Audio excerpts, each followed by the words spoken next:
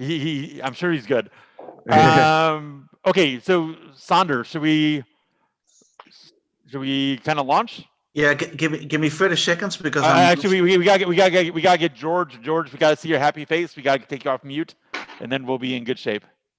Hey Fabian, good to see you. Yeah, I'm off mute. Do you want me to with the background or without a background? No, we want to see your face, buddy. There's no escape. I'm here.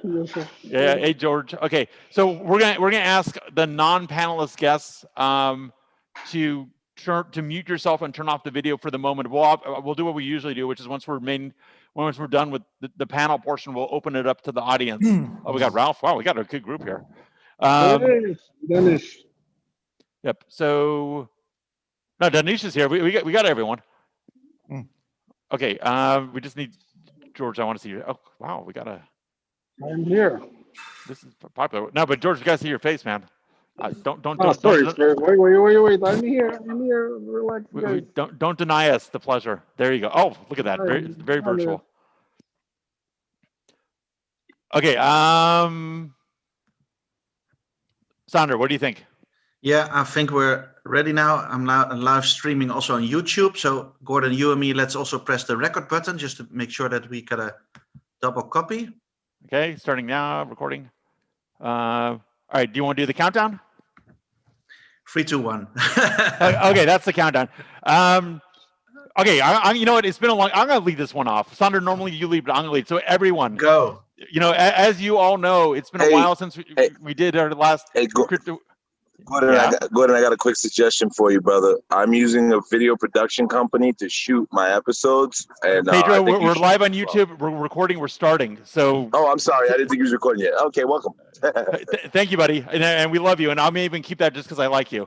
Okay, but just do it after and put yourself on mute. Okay, where was I? Everyone.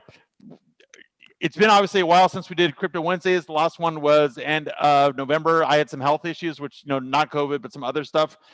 I was eager to get back this whole time. It just couldn't happen. But I appreciate the loyalty of this group and just people kind of rolling with it. We all stayed in communication and thrilled to be back. Just very happy to be back.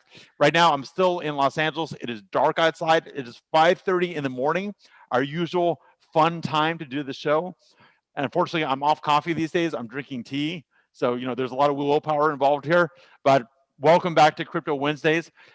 Before we get into the topic and our wonderful panel, I would like to introduce my co-host, Sander. Sander, please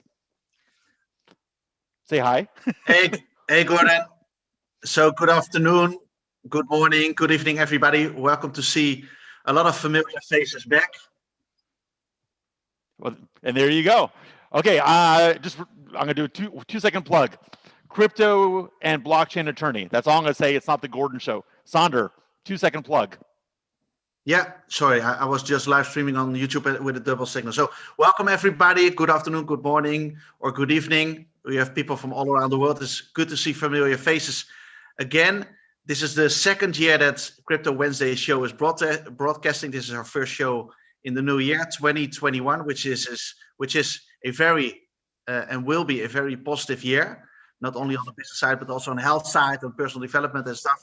So we're really excited. We've got a few great shows coming up in the next couple of weeks, and this is one of the first of our Dubai series that we're going to do in the next couple of weeks. I know that Gordon and a few of our friends are flying into Dubai in just a couple of days. So I think for today we got a really great panel. We're excited for all of our guests to be here. So thank you for spending some time with us. We will stream live on YouTube, and also afterwards, please share the recording with your community and invite as much people as you can to the Crypto Wednesday show. So maybe Gordon, I can head over to you a little bit so we can move forward and introduce our panel. Absolutely. Okay, so like Sander mentioned, I'm actually going to be in Dubai in 2 days for 2 weeks. And I was there in December, and I was blown away by the entrepreneurial spirit, the technology, the mix of traditional and modern, the embrace of blockchain and technology. It just was, it's a very exciting place. And I have to say, COVID's affecting everywhere. COVID's affecting, of course, United Emirates as well. By the way, this is the United Emirates, Arab Emirates show. We're going to touch on any emirate that comes up. It's not Dubai specifically, but Dubai leaps to mind just because I was there recently. And I've known Arena, one of our panelists, for a very long time. I had the pleasure of meeting George recently, and my affectionate term for him, which he resents, is the mayor of Dubai. He thinks that's like putting a bullseye on his back. I think it's a compliment, but we'll kind of explore it. And so we have George, and by the way, I'm not good with names, so if I mispronounce anything, just correct me. George Sebastio, am I saying this correctly? And you got to unmute yourself, my friend. Yes, it is correct. George Sebastian. It's a pleasure to be here. Very good. And once I go through all the names, I just want to get this name correct, and then I'm going to go to each one of you, and we're going to do the origin story. And then Danish Kotani, am I saying that correctly? No, it's Danish Chotani. You know what? I'm not even going to say names. I'm just going to like point at you. Okay. Yeah. Just say Danish. It makes more sense. It's my fault. I'm just learning. So just bear with me. Arena, did I say your name correctly? Well, you can pronounce my name however you like. You're one of the few people who is exempt. It's Arena, like where you play sports. Arena. Oh, Arena. There you go. And Saeed. And off mute, my friend. Al Dermaki, yes. I'll help you out there. Very, very good. I'm going to go by first names just to kind of crib. I don't mean to be informal, but it's just what I need to do. Okay, let's kind of dive in. The analogy or metaphor I always like to use is, when you have Marvel movies, the movies about the comic book heroes, everyone eventually gets their origin story movie. Like you have Wolverine, the origin story, or Superman, the origin story. And since we have a superhero panel, I want everyone to introduce themselves and kind of give us their origin story. I find that this is very interesting because it kind of lays context for the interactions that are to follow. So I'm going to start off with Mr. Mayor. Mr. Mayor, you're going to live with that forever, It's okay, no, bro. I am George Sebastião. I am basically CTO, CEO, and advisor in quite a few projects. So I am an entrepreneur. So I assist a lot of startups in the implementation of their technologies. Apart from that, I'm also a super connector. We run something for the last 2 years in Dubai, but also across other cities called EcoX, stands for Ecosystem Connections. Mm-hmm. And primarily, we understand that to actually have proper successful business, there's 3 or 4 things that are extremely important, or ingredients to success. And typically, any kind of business needs people or resources. They need an idea or a technology, but they also need connections or business development to be successful. So the combination of those 3 ingredients is extremely important. Actually, I got this from a colleague in Saudi for many years. We call it MBC, like the TV show. Mm-hmm. And each letter means something: money, brains, and contacts. So if you have money, brains, and contacts, then you have a good chance to actually achieve a successful business. And ideally, if you don't have it personally, you can form a group that has it. But we can all contribute something. So give us a little bit more about you. Where are you from? How did you get into this? How did you end up where you ended up? What was your path? Question. My path was, I was born in Lisbon, Portugal, at the age of 0, I guess. And I lived the first 10 years of my life in Portugal. So I did learn to speak Portuguese and Spanish in high school and all that. But we had kind of an Arab Spring in Portugal around 1970 something. And at that time, I was luggage with my parents. So we moved to Montreal, Canada. So I spent the next. Was that the Alcazar government?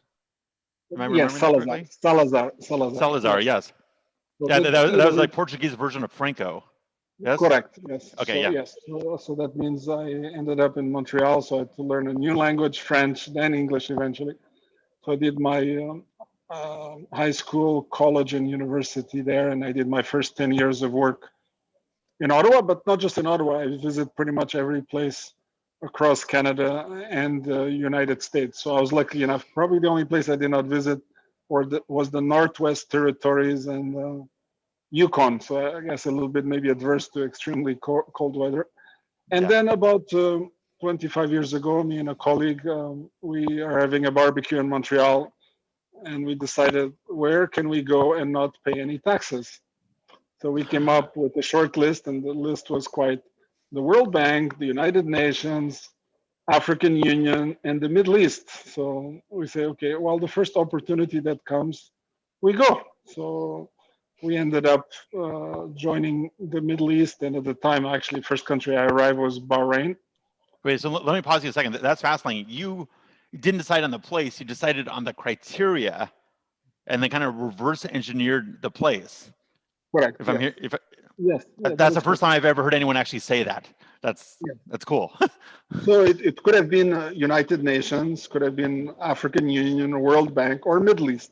Right. So it ended up being the Middle East. Simple reason, I had worked for Computer Associates for 5 years.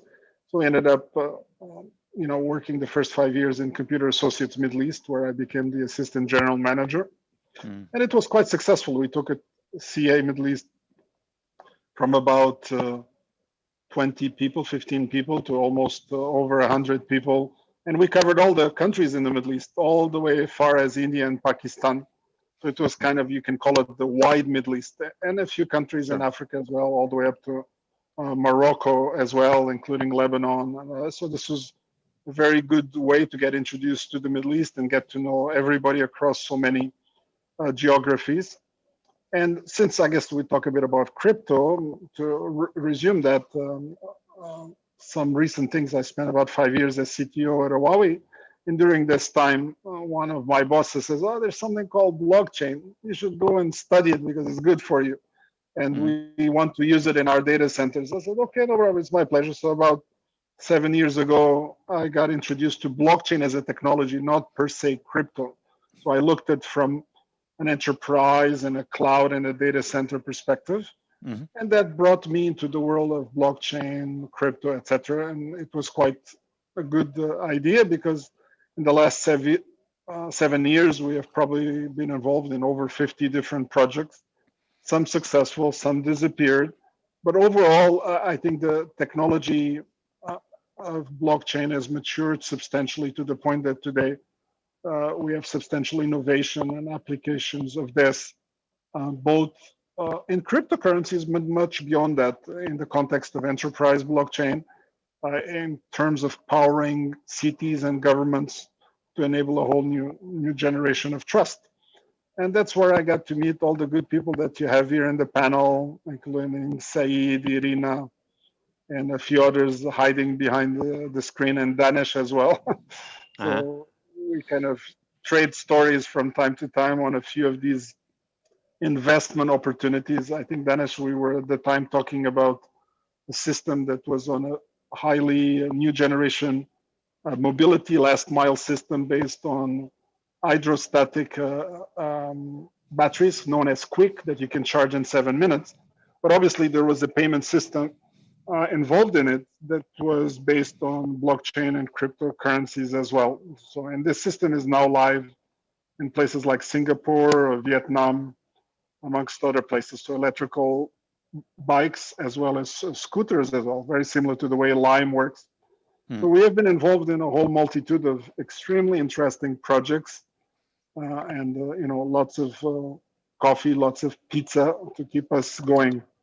So you're on the entrepreneurial health food diet, like the rest of us. Something like that. Yes. So now and then we go to the holistic one, but we have to do both sides of the equation.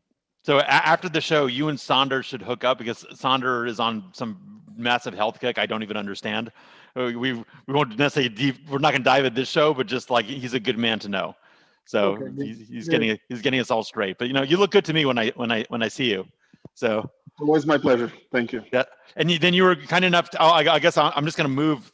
What looks like in order to me on Zoom. You were kind enough to introduce us to. And guys, I'm gonna ask your names all show, and I'm sorry, Danish. And please tell us about yourselves. Oh, I got a thumbs up. That works. Give us your company, your origin story. Just tell us about you. Yeah, sure. I'm one of those kids that were born and raised in Dubai.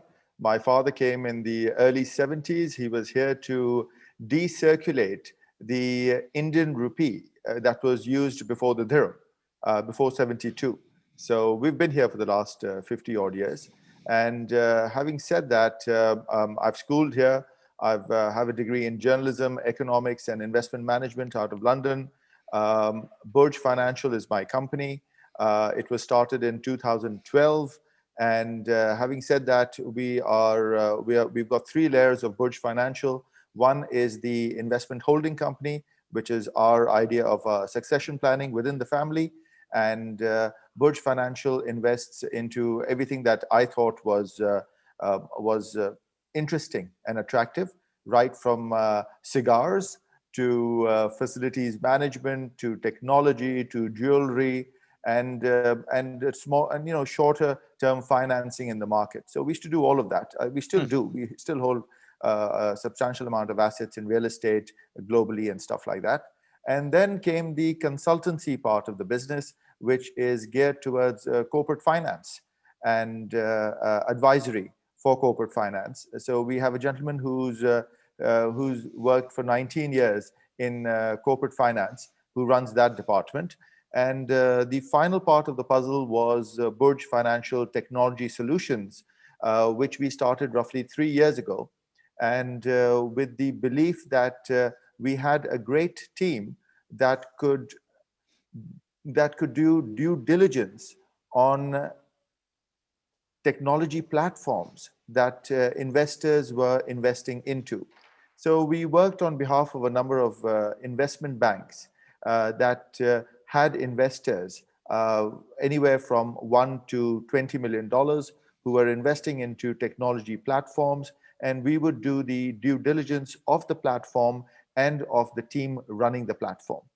So we would look at everything from the business model to the token model and give our opinion on what we thought were a clear representation of risk versus asset, and including the patent models and everything else.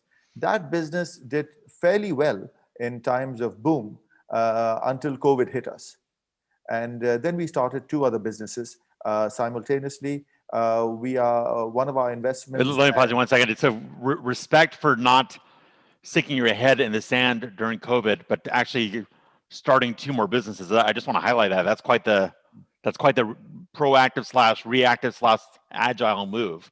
So please go ahead. Tell us about them. Yeah. So what usually happens is that when we had a choice. I had a choice, right? Either we could just sit back and count how many losses we were taking and how we were bleeding in terms of private equity and commitments, or we could start looking at different opportunities to try and engage with further revenue models to ensure that since the world is changing, we have to adapt with it.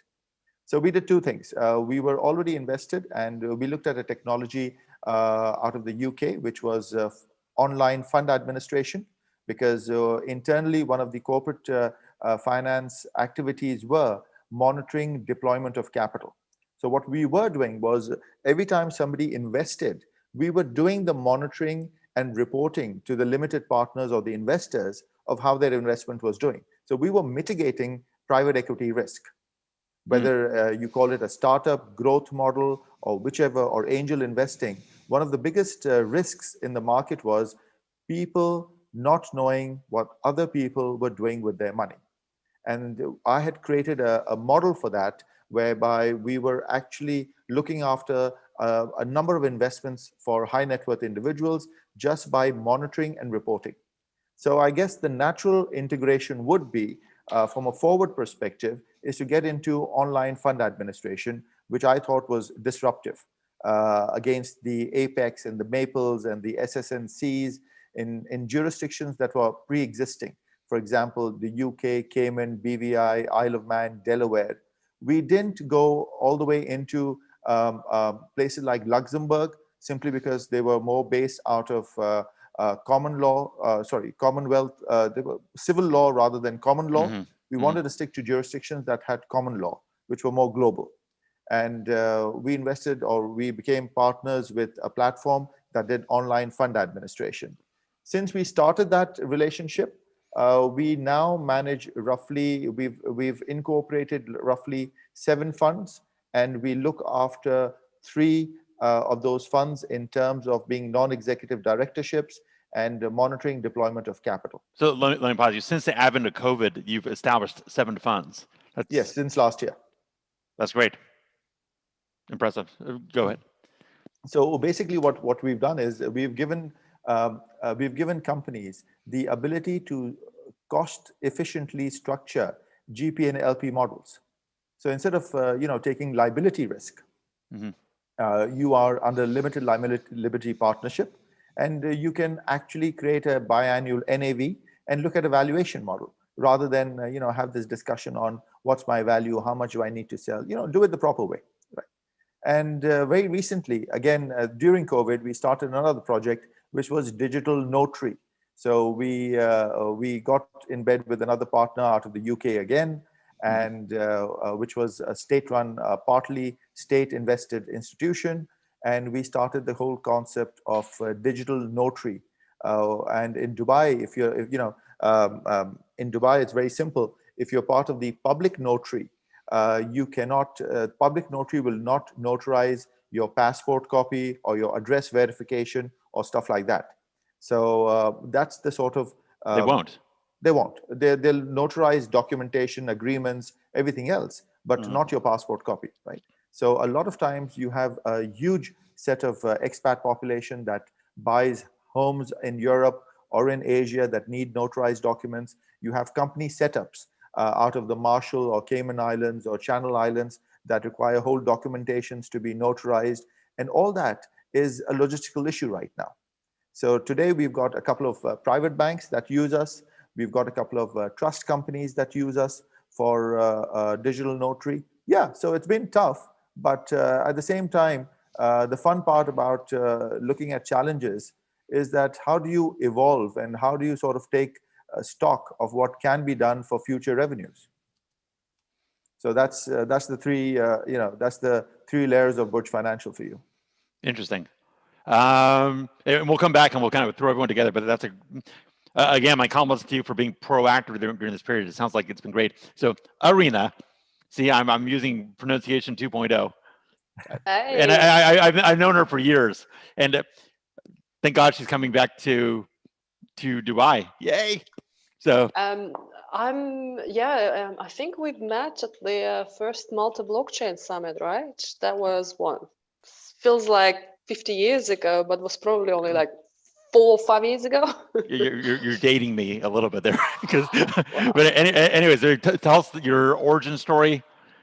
Tell us how you got involved in the Middle East. Tell us what you're up to these days. Let us go. Let us into it. I started my career in oil and gas as an energy attorney, and I got headhunted to come to Dubai. The company that wanted to the company that wanted me to join them had a $11 billion project in gas development, developing a gas field. So I knew nothing about Dubai or Middle East, but it sounded like a great idea. So I packed my bag, I gave my cat to my mom, and I said, I'll be back in 12 months because it was a 12-month contract. And basically 12 years later, I'm still a resident of Dubai, and I still call Dubai home, because once I have arrived, I didn't want to leave anywhere. Like, why would I go back to Melbourne? Why would I go back to Australia? First of all, taxes, nobody likes paying taxes. So I'm with George here. And second one is weather. I mean, Melbourne, anybody who thinks of Australia or specifically Melbourne is a nice hot place. It's not. It's freezing, it's raining, it's cold. So Dubai was amazing. 9 months out of the year, it's amazing. So, and literally 2 months ago, I ran away to Switzerland, to Zurich, because I was so deprived during the Dubai lockdowns, deprived of weather and traveling and nature. So I was like, oh, you know what? I'll pack my bag and I'll hang out in Switzerland. But Dubai is home, absolutely. So now people asking, I mean, what's the logical step from oil and gas attorney to being involved in crypto and blockchain and emerging technologies and AI? And then I ask them, where do you think all these technologies come from? Where do Right. you think the robotics come from? Where do you think the, all the drone technology, machine learning technology, where do you think that all came from?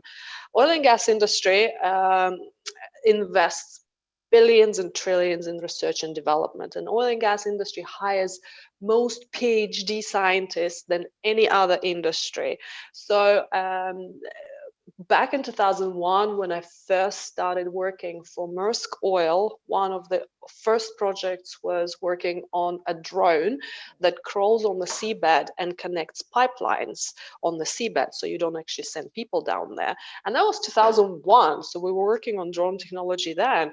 So that was 20 years ago. That was a generation ago. Yeah, 20 years ago. Yeah, thanks for Wow. reminding me. And now drones are all sexy. We use drones in doing this, we use drones in doing that. Well, okay, I mean, that's fantastic. Also, one of the early projects was developing cryptographic protection for SCADA platforms for onshore drilling rigs. Mhm. Again, and now cryptography is all suddenly sexy with the introduction of blockchain and cryptocurrencies. Also, in oil and gas, you drill, you can collect a lot of data, and then this data needs to be analyzed. So what do you need? You need some basic machine learning. You need you need huge computers for the data analytics. We developed a lot of software, and I was supporting my software teams in developing their software. So that's basically my background, although it was in the oil and gas industry, but I was very heavily exposed to all sorts of technology. And then in 2011, I learned about Bitcoin, and I thought, well, that's just, silly internet money for geeks. Had zero conviction, had zero understanding even what that was, because let's face it, Bitcoin is not the first go at digital currency or at internet currency. There were others that absolutely failed.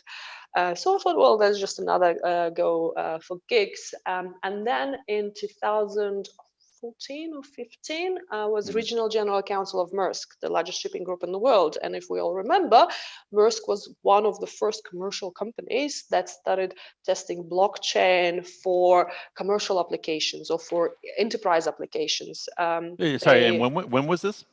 2014, 2015. They were pretty early for enterprise. That's interesting. Yeah.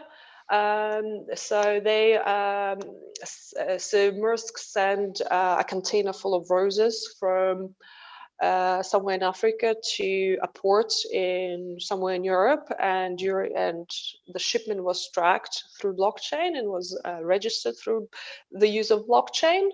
I believe they use Hyperledger.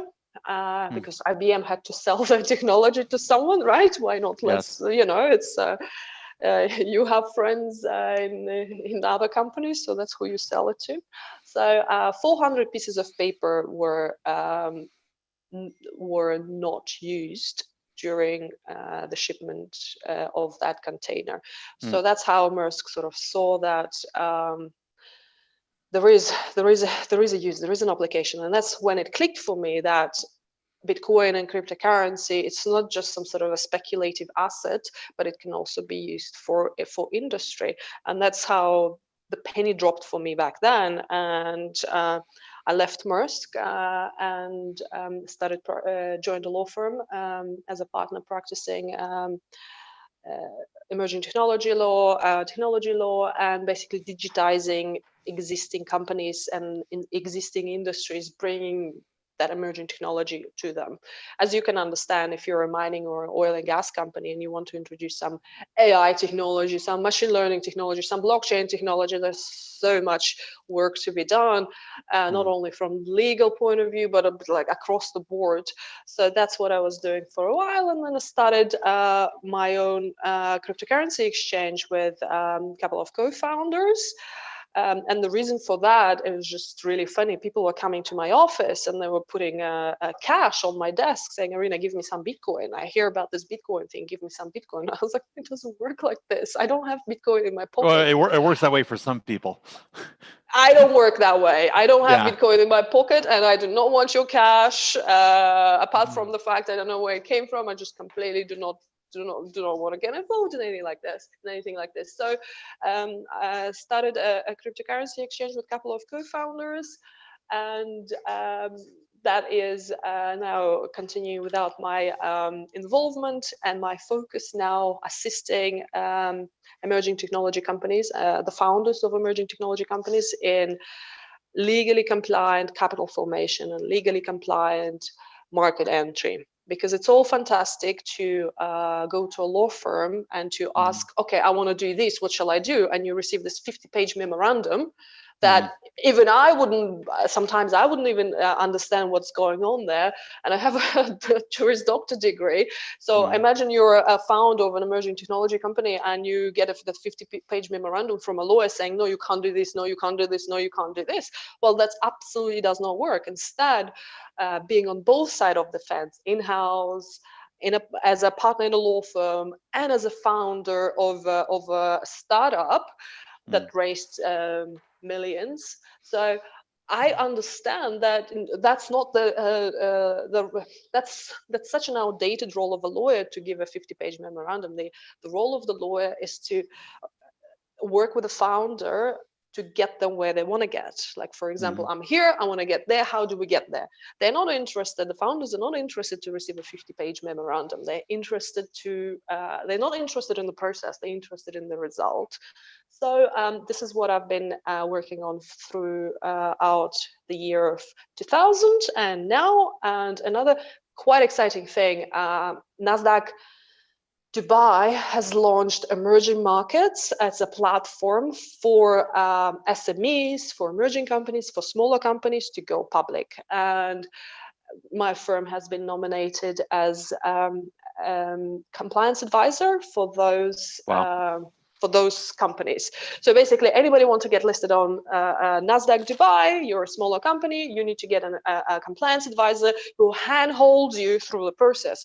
Because your interest is not to go through the process of IPO. Your interest is to raise funds. So it's the role of the compliance advisor to make sure we get you there. Developing investor story, road shows, recommending law firms to work with, preparing prospectus, etc., etc.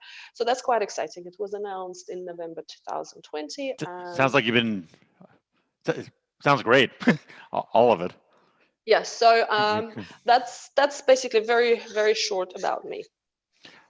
That was moderately short, but but it was interesting every step of the way. Thank you so much. So on the invitation for the show, I said mystery guest, number 2, 3, 1. Well, now we get to honor our special mystery guest, no longer a mystery. Saeed, I appreciate you joining this last moment. I know we haven't met before, but everyone I know speaks very highly of you. I'd love to learn about you. And just, I'm going to hand it to you and tell us about yourself, your origin story, what you're involved in, and let us get to know you. Yeah, thanks for having me, Gavin. And good to see you, George. Good to see you, Irina. Good to see you, Danish. George, it's been maybe a year or so. Irina, maybe longer. Danish, definitely longer again. But it's good to see your faces. Good to see that you're still keeping yourselves competitive and hardworking and innovative, and making the right example in the industry that we're in. And I think this year is a culmination of the last 2 years of the bear run, where there was a lot of cryptocurrencies that failed, and the winners right now are those companies that have actually been building and developing and innovating and survived the bear run. So I think this is the kind of the start of people that have been building to bear fruit and enjoy the rewards. Maybe I'll give a bit about my background and where Please. I am at the moment. So actually, my background was traditional asset investment. I used to work for Abu Dhabi Investment Authority, which is one of the largest sovereign wealth funds. So I had a good sense of the monetary system, banking, finance, institutions, all of that was extremely helpful in my career. And then 4 years ago, one of my partners in Alphabet Fund that we set up a few years ago, he called me. He's been a long-time friend of mine, Liam Robertson, and he got in touch. He called me out of the blue, actually, and he said, "Hey, I really want to set up a regulated fund, and I want you to be my partner because you have the experience with ADIA." I said, "Okay, sure. What's the asset that you're going to be focused on?" And he said, "Crypto." And back then, 4 years ago, I said, "What's crypto? I've never heard of it." And he said, "Have you heard of Bitcoin?" I said, "Yeah, sure. I've heard of Bitcoin, but why Bitcoin was being used on Silk Road and all these negative media, social media, kind of posts. But actually, if you think back, that was what made Bitcoin, mainstream is that use case for it. That actually, hey, it's money on the internet, and it's something that can be used for many purposes, but there is a legitimate use case there for it. But then I was just comparing it. So Liam just said, "Okay, I want you to actually look at the fundamentals of it and the facts, and then let me know what you think and if you want to do this." So I said, "Okay, let me have a look into it, research it for a few days." And to me at the time, because I was familiar with traditional assets and monetary system, all of the traditional assets that whether it be real estate, commodities, public equities, private equities, they're all somehow linked to the monetary system. So they're all kind of correlated to each other in terms of performance, even more so nowadays than back when they first started. But then to me, because Bitcoin was an asset that was not linked to any central bank or government, and it was decentralized, to me, it had a correlation that wasn't similar to any other asset classes out there. So in terms of purely just diversifying your asset base, I thought it was a no-brainer to me. And so I called Liam back and I said, "Hey, yeah, I'm really interested in Bitcoin, and let's set up the fund to be regulated and invest in crypto assets." And so I started, buying Bitcoin, and then I started investing in ICOs. And then the fund got set up around June 2017. We started investing in portfolio companies. We started advising companies. Sorry, let me interrupt you 1 second. So you have a broad base of, you're not just investing in crypto, you're investing in actual enterprises that are working in crypto as well, or technology broadly? Correct. Okay. Yes. Any kind of startup that's focusing on blockchain or crypto is part of that universe of instrument that I invest in. But I mean, actually, when I got into crypto, I sold all my other assets. So that was my, You too? I believed in it back then, and I believe in it more so nowadays. I mean, if you thought that Bitcoin was going anywhere a few years ago, like if you look at it today, you know that it's not going anywhere anytime soon, and it's only going to get bigger and stronger because Bitcoin is based on a network effect, right? The more participants, the more users on the network, the stronger it is.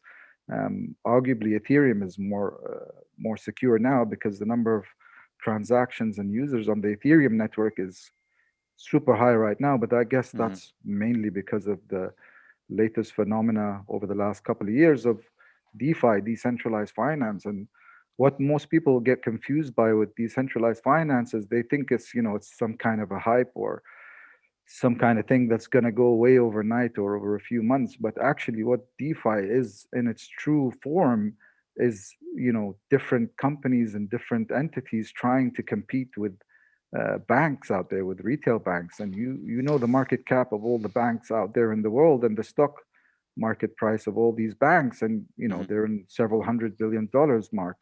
So DeFi is actually taking away from that big pie, and I think it will be significant in the next year. Sorry, let me pause you 1 second, because we're already going to get into a good controversial topic. Do you think it's taking away from that market, or do you think it's bringing in new market participants? So it's both. It's taken away from that, from those participants, and it's also innovating and giving solutions to people who wouldn't have used, or wouldn't have borrowed or lended any of their crypto before. Mhm. If you own any like considerable market cap crypto, you're more likely than not lending and borrowing. So, if you look at the market cap of like Aave and Curve and Compound, like it's been phenomenal, the amount of money that's gone into this. So I think once, DeFi protocols and platforms get to a stage where they're kind of institutional grade and they're very sophisticated, very well developed, very well thought out, and you're seeing projects come out now that actually solve issues and focus on these root issues that need to be fixed in the banking system. And I think it's only going to grow, and crypto is going to grow over the next few years. I mean, look, there's only one way that Bitcoin is going. If you believe in inflation and the cost of capital, and if you believe in the fiat money supply that's coming in, to be like in the last year, you saw 75% of the money supply out there in the market today was printed in the last 12 months, which is crazy, because that's not sustainable. Like it's the monetary system is flawed. And I think if you looked at the history of money over the last centuries, they usually have a lifespan of around 100 years. So the US dollar as we know it now is nearing that level. So I think there needs to be something to replace it, something more efficient, something trustless, something decentralized. And I think that's what Bitcoin and crypto is. And, I believe in it wholeheartedly. And I know Irina, always talks about Bitcoin in her LinkedIn posts, and, encourages other people to learn about it. And for me, so I'm just an investor, and like George maybe would say, I'm a connector as well. And I try to, make sure that the ecosystem is growing, specifically in the UAE, because that's where I'm born and raised, and this is where I call home. And I wanted to compete with other developing economies and developed economies, and technology is an enabler. So, I really respect the ruling family here, because they're very much visionaries in line with the original ruler of the UAE, and they want what's best for the next generations. And that's one of the mandates of ADIA, Abu Dhabi Investment Authority, is there not for the current generations, but all the future generations. And I think the future generations will most likely own cryptocurrencies and be much more educated about cryptocurrencies than we are now. I think we're just at the tip of the iceberg, and we don't actually see what's developing on the back end to make these solutions actually viable, easy to use, easy to manage. The biggest problem that people that are new to the crypto and new to the space is custody, and they tend to lose their lose their tokens because they haven't there's no easy to use system out there for custody that your average Joe can use. But that's improving over time, and I've seen a lot of projects come through, and I'm very excited about the innovation that you're seeing in the space right now. And it's very competitive, absolutely, but there's a lot of money out there that's willing to come into the space, because they can see the value that they can extract over the long term, especially if it's invested in the right things. So I think my traditional asset background has helped a lot with blockchain and crypto specifically, but you have to also have a good range of skill sets to be successful in this space. And you have to have a good people skills and good project management skills, and all these other different things that you never really kind of use in different careers or different aspects. But yeah, that's me. And I love the way that Irina actually used the oil and gas as the root of her getting exposed to emerging technologies, and how she got into crypto. But yeah. Interesting. And it's great to know that you're from there. One thing that struck me when I was there was the very cosmopolitan nature of Dubai and that environment. Pedro, I think mute yourself if you don't mind. Thank you. So you led into where I was going to take this conversation. I want to thank all our guests for giving their backgrounds and sort of their origin stories. It's fascinating. I want to lead into the next part, which is evaluating their Emirates as a whole, beyond crypto and beyond blockchain, just the national culture, history, and strategy. If you were describing this environment vis-a-vis other environments and what makes it attractive and maybe where the challenges are still to be met. And you're asking completely non-biased people, right? We all from there. We love our country so much. Well, we're completely non-biased, right? Look, there's a sampling bias, obviously, but let me give an example. Pedro was kind enough to help me help us put together a Puerto Rico panel last year, and everyone involved there was a Puerto Rico. And obviously, I'm just analogizing geographical locations. They're the same, but they were really straight about its pros. They were straight about what they needed to work on to take it to the next level. And when you love someone, you're straight with them because you want them to get better. Obviously, Dubai is amazing. I mean, I breathed in the energy. To come from Los Angeles, which is in permanent lockdown, where, to be honest, you're not sure what's going to happen in the streets and politically the next day, and to go to Dubai and be able to it's warm, it's nice, the people are cool. It blew my mind. But it's simply having a vision for the future means that you have a direction, things that you still need to do. Otherwise, you're done, right? You might as well just go retire. So let me start with you. Just taking Dubai taking the Emirates from the top, and from a business, cultural, locational perspective, if you were describing it to a newbie, how would you do so? Yeah, I think. Well, sorry, let me start with Saeed, just because he's from there, and he kind of led into it a little bit, and then I'll open it up a little bit more. So please. Should we say ladies first, Irina? No, I'll go. Yeah, I mean, I would say the UAE from the top down, starting from the people who are the rulers of the country, all the way down to citizens and residents, and the decision makers above them. I mean, everybody's going in the same direction, and whatever's being said at the top is after listening into as many of the people that are trickled down that system. And I believe that everybody has a voice, and everything that's being done in the country is being done to make it sustainable, clean, safe, a ground where people, or an environment where people can grow, can contribute to society. I think the UAE people are pretty well educated.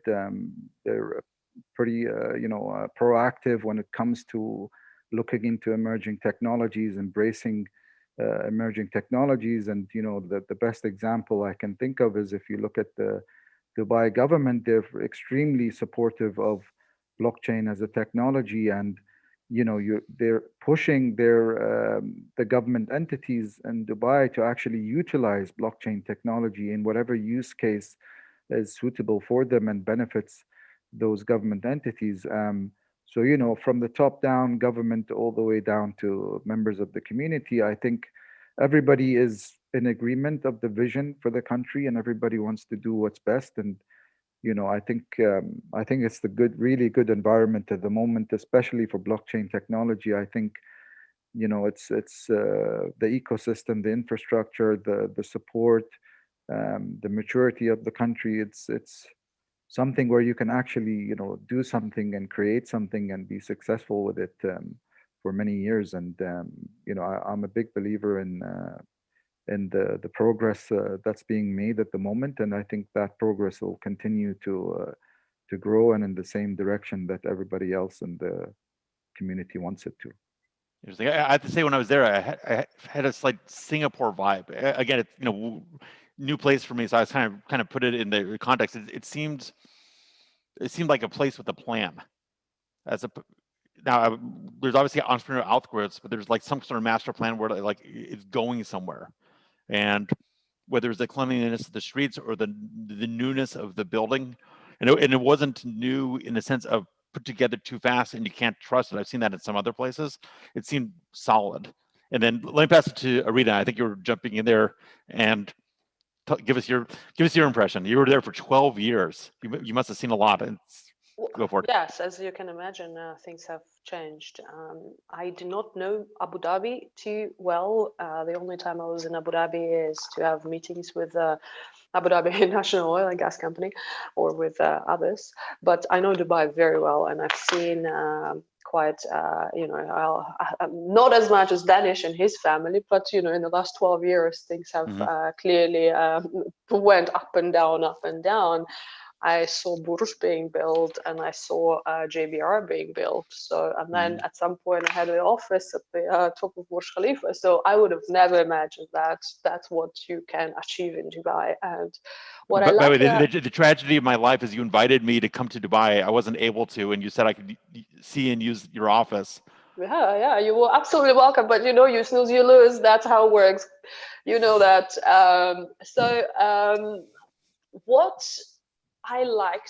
What I do like about Dubai, and what I love about Dubai. So I was a very, very young lawyer when I came over from Melbourne, Australia. And there's no way on earth I would have been put on a $11 billion project in Australia, because there's so many white middle-aged men in front of me who wanted to be on that project, or who would have been put on that project. In Dubai, you are given an opportunity. You are, okay, you want to do that? Okay, here you go, do that. Oh, you're doing well, fantastic, here's more. Oh, you're actually like handling it, okay, here is more. There is no. And I'm sorry, when you say white middle-aged men, you're saying with love and affection, right? No. I tried. Okay, please go ahead. No, I'm saying it from, let's fight the patriarchy type of point of view. All right. Irina a lot. She would do very well in Puerto Rico. Arena would do well everywhere. Anyways, go ahead. And when you're actually in the Middle East, and what I get asked all the time is, oh my God, you're a white girl from Melbourne, poor you, how do you manage in the Middle East? And I look at them in disbelief. I was like, I've never been hustled, I've never been bothered, I've never felt disrespected.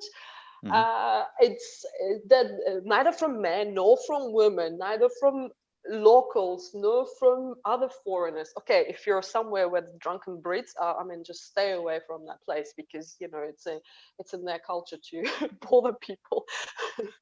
No offense to all the nice Brits who are watching us. I'm talking about the drunken ones, and the drunken the drunken ones are not watching this show, so you don't have to worry about offending them. Believe me. And drunken Aussies the same. I wouldn't go to Bali, because that's where the drunken Australians go. I have enough of them back in Melbourne. Why would I go to Bali? But what I love UAE for is that you have the opportunities are there. Grab onto them, perform to the best of your abilities, and you receive more and more of those opportunities.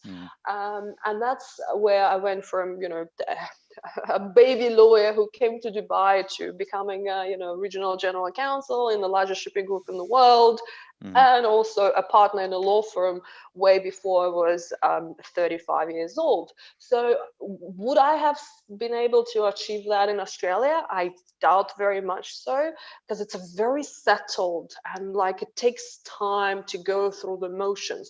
But when you're in this growing economy, in this growing place, you can grow with that as well. And that's what I personally took out of Dubai. So let me jump in. For someone approaching it now in 2021, do you think it presents the same rapid growth, open opportunities that it did when you arrived? Has the flavor changed over time? Of course, things have changed, and of course, things have changed for sure. You're not the same person today as you were the person last week, but I still feel that UAE is the land of the opportunity. I still feel that entrepreneurial spirit. And when you talk about when I describe UAE, if I were to describe UAE to somebody who's never been there, I see it being run as an enterprise. And let me explain. Let's say you work for a large multinational corporation. Each individual contributes somehow, otherwise what you're doing there.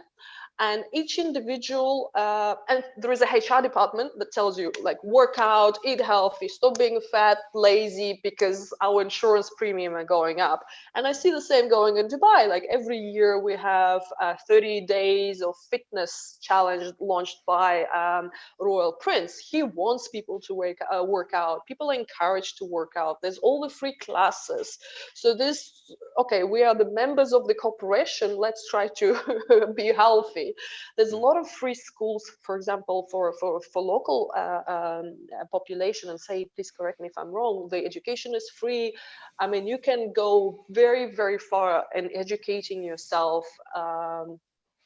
The same if you work for a corporation, there's free courses, free this. People actually encourage you to go and study. There's a lot of entrepreneurship programs sponsored by the government.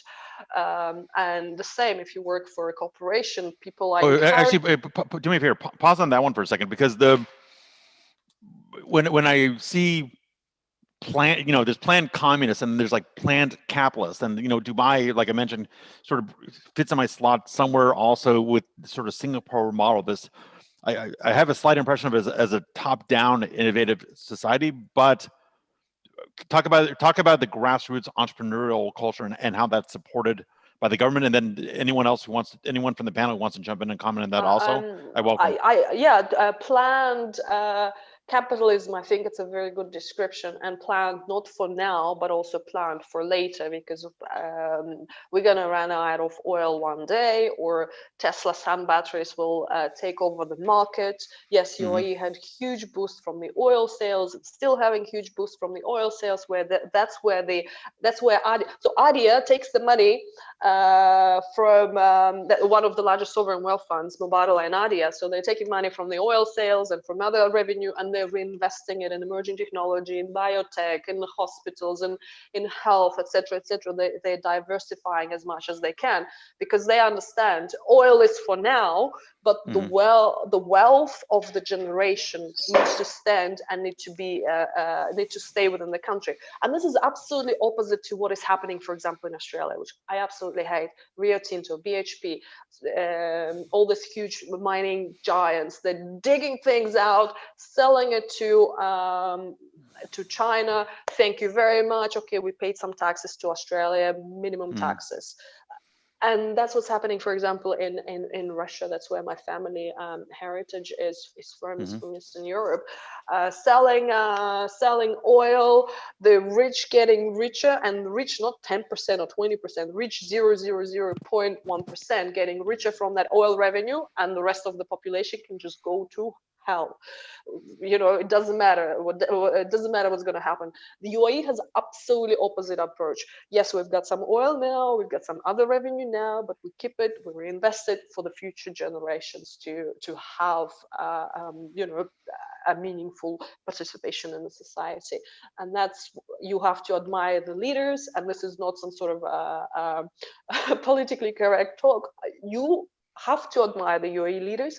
And people generally, residents and nationals generally love their leaders, because the leaders actually mean well for them. They're not trying to, stuff their pockets like what's happening in Eastern Europe, for example. Actually, let me pause there for a second.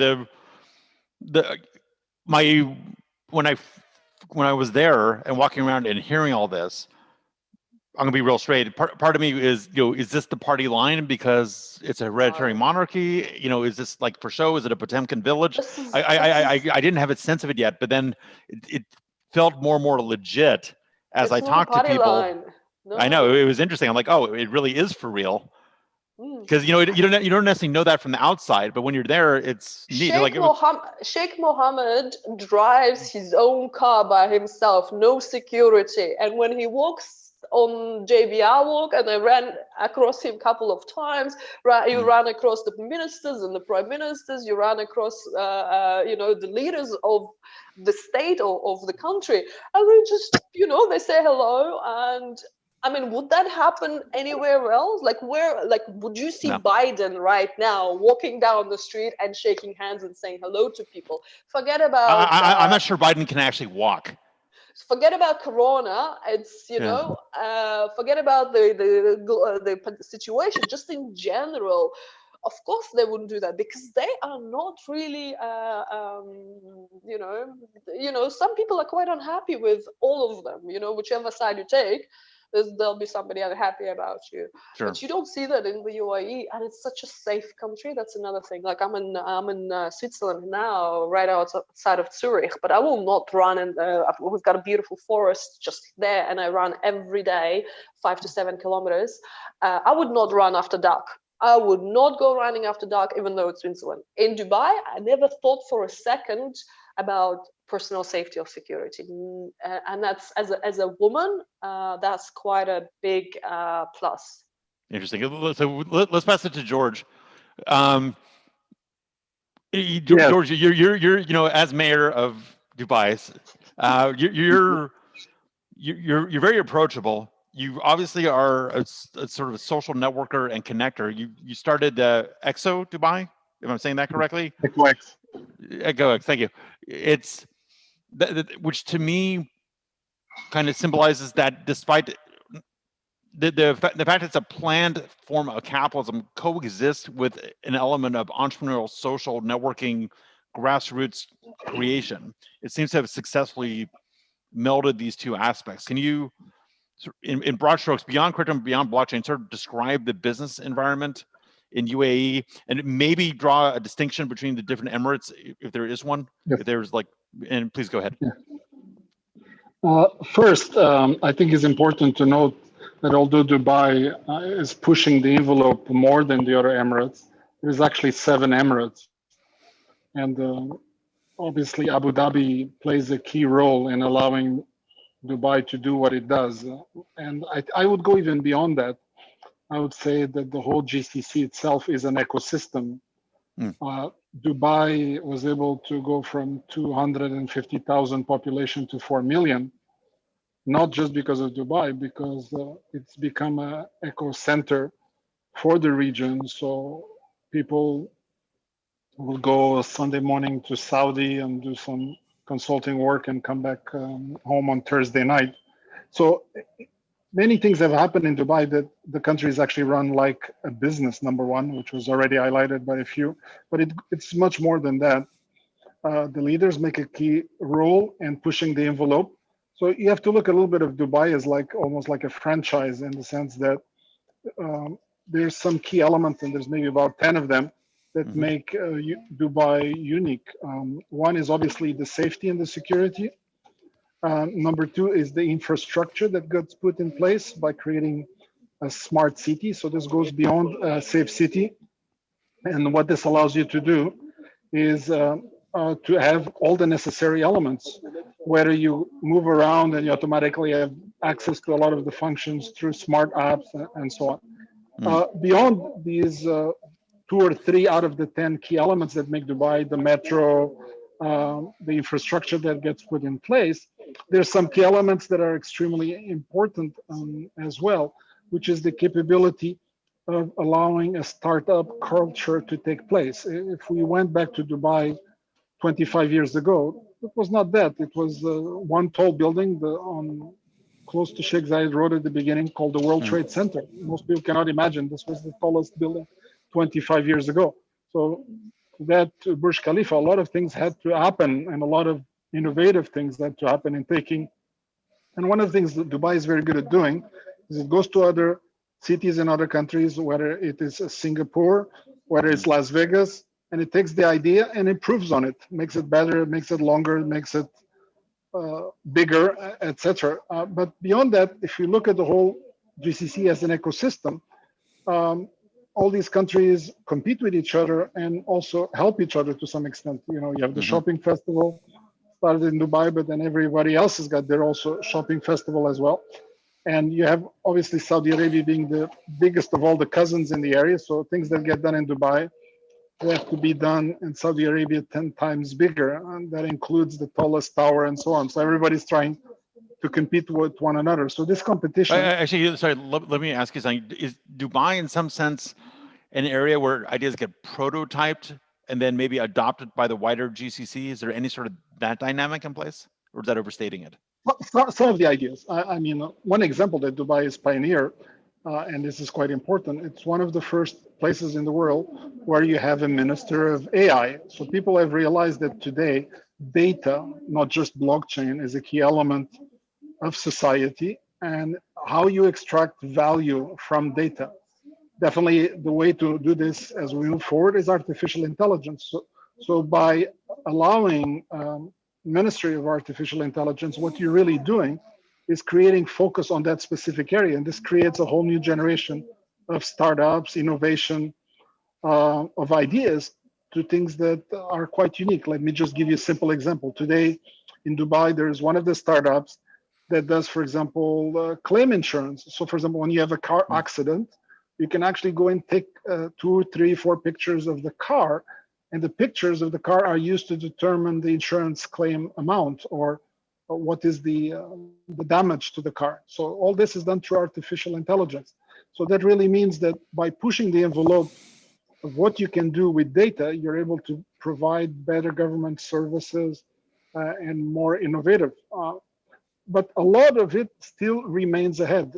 I think there's many areas where Dubai needs to improve. And for example, one of the areas definitely is in the area, for example, of usage of green energy. And this is obviously because of the nature of the Middle East. Things like desalination and other procedures today use too much energy. So we need to look for better and more efficient ways to, by using technology, to make the ecosystem completely self-fulfilling, you know, to have an end-to-end innovation in that. And overall, I do believe that because of all these elements are in place in Dubai, people go and they feel safe, they thrive. And not only that, if you look at, for example, Emirates Airlines, which came out of nowhere by borrowing 2 airplanes from Pakistan Airlines.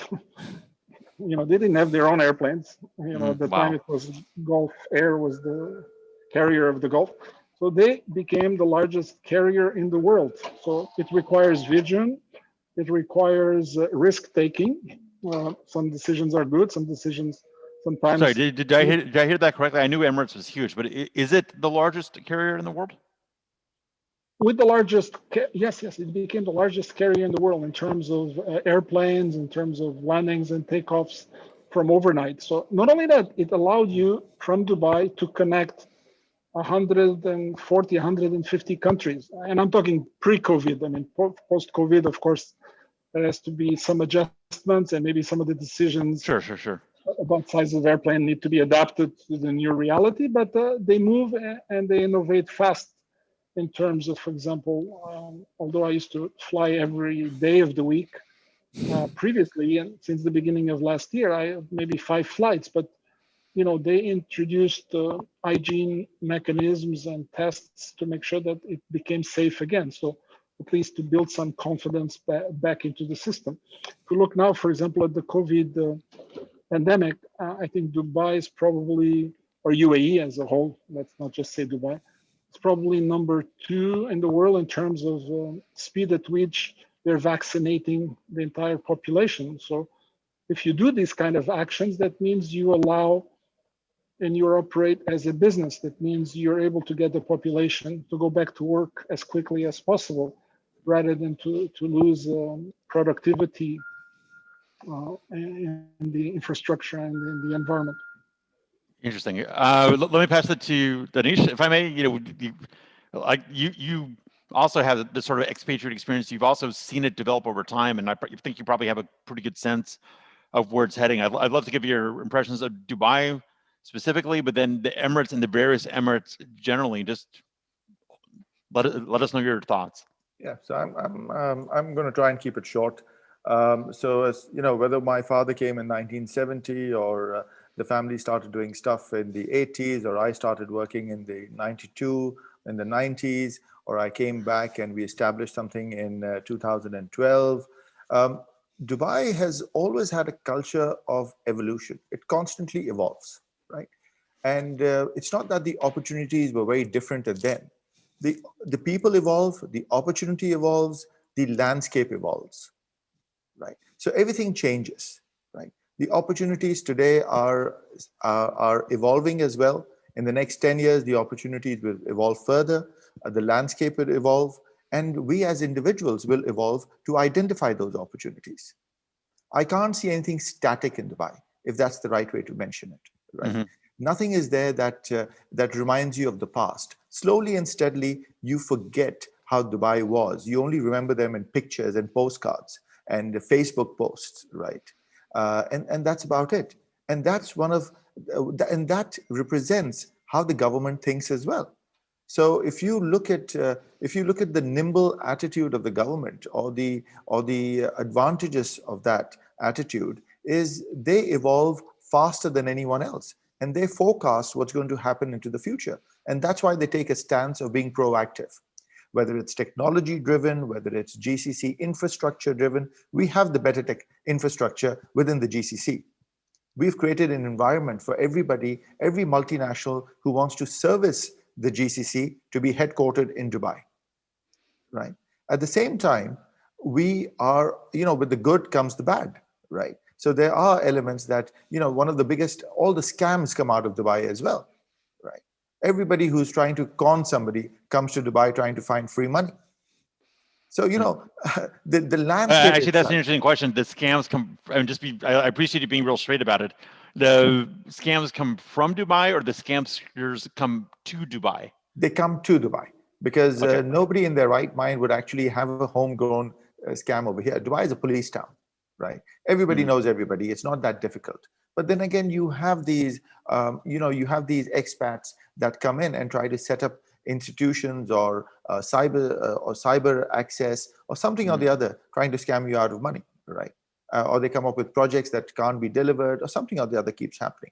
But having said that, the government is very secure in what they want to do and with whose money they want to do it with, and how their repayment plan is set up. Between the UAE, we issue a lot of debt, but then so does the complete GCC. There was a time when the UAE ran a surplus in the 80s. Today it runs a deficit because obviously somebody's told them how to run a deficit-run economy that would benefit them into the future, right? Let's not forget that as an institution, Dubai has done wonders, right? And today, even when you are at the forefront of technology, whether you're talking blockchain integration models or you're talking new startups and adoption of new technology, crypto wasn't on the scene for quite some time, right? So you had, even now, when you look at ADGM and the exchanges that are set up, the crypto exchanges that have been set up, they still haven't been launched. So that's in the phase of happening, or some of them have been, but most of them have been given green light. I think Saeed can give further light on that. But there is an issue with Dubai looking at crypto, right? So crypto-friendly assets or exchanges have come to Abu Dhabi, not Dubai, right? You can start up a DIFC-based startup in an innovation hub or anything else, but you can't do crypto assets. Banks are still not opening crypto bank accounts, right? So there is an adoption that's waiting to happen. I would like to see how this progresses now that there is a mainstream requirement and investment by such large corporates into the crypto market. I want to see how Dubai, takes hold of that. Interesting, fascinating, and the interesting distinction between Abu Dhabi and Dubai when it comes to this aspect. Again, getting my sense of the different Emirates, I somehow have Dubai as a little bit more public relations or flashy in my mind. I don't even know if that's true, but Dubai is, it's just like every capital and every metropolis, right? If you look at Washington versus New York, you look at Delhi versus Bombay, or Karachi versus Islamabad, or anywhere in the there's a business model and there's a capital model, right? Over here, both those models are pretty energetic and evolving pretty close to each other. So if I look at the 7 Emirates, so Abu Dhabi holds the key to the oil reserves, Dubai holds the key to tourism, right? Dubai has promoted itself in terms of infrastructure, availability, accessibility, financial capital. Abu Dhabi has promoted themselves as the investor. and they're setting up different units of attracting new businesses, technology driven and everything else, right? So these are two different sections right now. People should view them as one and then choose what makes them advantageous in which hub from that perspective, right? Nobody's going to go to Sharjah, Ajman, Ras Al Khaimah, Fujairah, Khurfakhan, Alain. Nobody's heading that way yet, which is the Northern Emirates, right? But I hear, Saraj, just from a tourism perspective, is if you want to see a glance at traditional Emirates culture, that's a place to go. Is that accurate? Yeah, so I would definitely do the south part of the UAE, whether it's Sharjah, Ajman, Ras Al Khaimah. They still have those cultural aspects available, right? And you can see it how it was versus how it's become. There's a pretty distinct differentiation. Even in Dubai and Abu Dhabi, there are areas that are still recognized as the downtown or the heritage sites where they've kept just for tourism, right? Especially in Dubai. So yeah, I think if you ask me how does it look like for the next 10 years, socially, I think there's a terminology which says for business perspective, right? It says constituted independence, right, and disciplined liberalism. Disciplined liberalism, interesting. Okay, so this is how I see Dubai and Abu Dhabi or the UAE going forward for the next 10 years. You've got to have some discipline and you've got to have some constitution of independence, right? And this is what we get over here, which is a great mix of legality, of ownership, and of a lifestyle that you won't get anywhere else. I mean, forget about the taxes. There's nothing called a free lunch, right? So there are taxes that are inbuilt, the cost of living, or what you pay as an expat. That's happening all over the world. So there are indirect taxes everywhere in the world. I don't think there's a free lunch anywhere. But from the surface level, I think it's a great place. We've been here for 50 years. My kids are here. I think their kids will be here if they don't decide to do anything productive and eat off the family pot. But I guess that's it. Well, yeah, I think as a good dad, you're going to hold them accountable. That's fantastic. So we're going to get to part 2 of the show. We're lucky that we have a lot of alumni speakers that have joined us, a lot of familiar faces, a couple new faces. I want to sort of open this up to the bandstand. If someone wants to drop a question in the chat, or I think I pretty much know almost everyone. If you want to unmute yourself, if you want to show your faces and raise your hands, and I'm gonna pick on someone to start because he's always with us, and I appreciate it. Oh, actually, Alexi with the awesome headgear. I'm gonna go to you first. Alexi, I recently made his acquaintance. Very smart, crypto-oriented individual, and please go for it. Hi again. My question is about regulations in Dubai according to artificial intelligence. Yes, it's one of the most liberate and innovative jurisdictions for technologies, including artificial intelligence. But we all know the fabulous case of Google and the libraries. If you don't know, I'll say it in a couple of words. When Google was starting to build its Google Translate system, they have started to analyze all the books, all the heritage from libraries, storages, etc., human writing texts, so they will be able to make a really human-like translator and a human-like text understanding. They did it, but before they started to release it to the search results and etc., it was a big lawsuit that almost totally prohibited them from using the results of this great scientific work. So my question is, what's not the current state, but the currents that are driving regulations of data and data set acquisition and usage in artificial intelligence in Dubai? It's actually a very important question for technology nowadays, in my opinion. Yes, I can answer part of that. One thing that is extremely important in Dubai is that they passed a data law some time ago, and this data law is about a little bit over 2 years old, and it applies both to government and to business. And what it does is it forces both government and business to open their data. It does not mean they have to open their confidential data or private data could be like healthcare or so, but at least the statistical data. And this enables actually Dubai by generating a lot more larger amounts of useful data to make better decisions in the future, while at the same time still having protection. As was highlighted by another of the speakers as well earlier, Danish, Dubai is a police safety state. That's why it is very safe. Everything is controlled by cameras, and the government and the police knows everything that happens at every minute of the day. That's why, although there is crime, it is relatively small, and when there's crime, it gets solved relatively fast.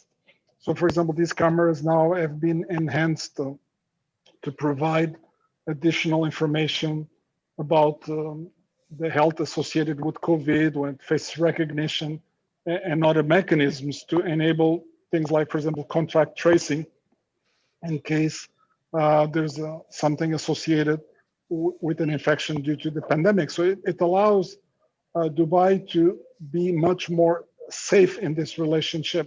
And that really means that by doing that, it is able to advance much faster as a society and help the local citizens as well as the expats that actually live in Dubai and provide a much healthier environment. One other interesting aspect that I did not touch, but it was also quite unique. I talked about AI.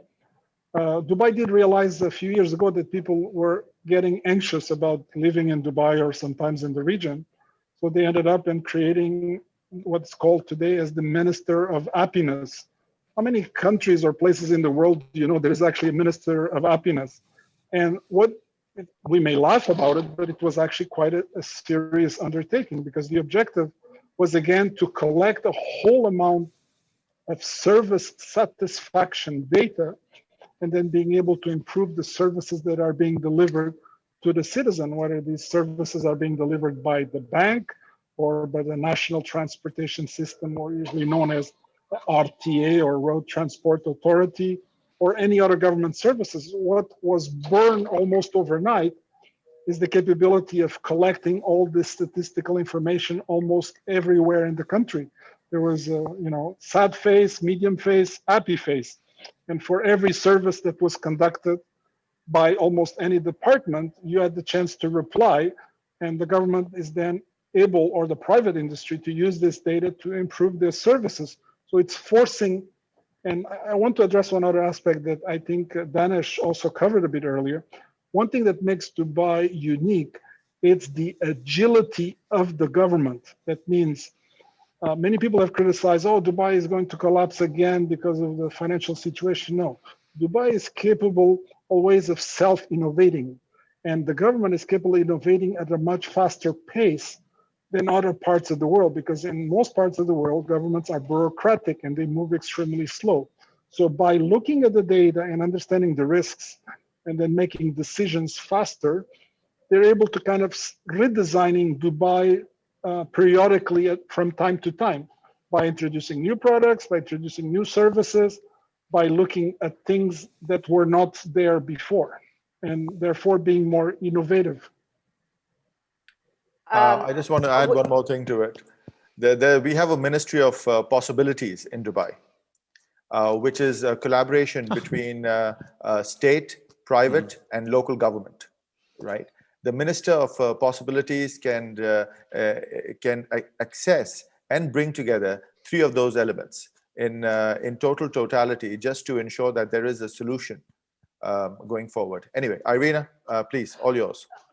Yes, I'm just I don't want the people who are listening from the outside to think, you know, Dubai is a magical place and everything is so fantastic, and why am I in Switzerland then at the moment? So I don't want people to get that false idea that or that we all probably think that we're seeing the world through rose glasses or something. There are, of course, challenges. I mean, there's a lot of good things to say, but there's also challenges. You know, long-term Dubai residents cannot get a citizenship within the country. So what that means you you sort of don't feel that this is your home, although you've been there for 12 years. And that's why, you know, I got my permanent residency now here. So in a couple of years, I'll get my passport. You know, I'm happy to pay taxes. I'm happy to contribute to this country. So there's, of course, there's challenges. You know, there is no free speech, which, you know, if you want to stand in the US with the poster and say that Biden is not a good person or Trump is not a good person, you're absolutely free to do so. You cannot do that in the UAE. There's no protesting on the streets. Whether it's a good thing or a bad thing, everybody should decide for themselves. So there's quite restrictive in terms of expression as well. So I don't want people to think that we got paid by Dubai government to sell how amazing it is. No, it's good to have this balance. It is. There are not so great things about the UAE. For example, there were and not just the UAE, but GCC in broader sense. There were a lot of claims for the when Qatar was building their stadiums. There were a lot of claims that workers were being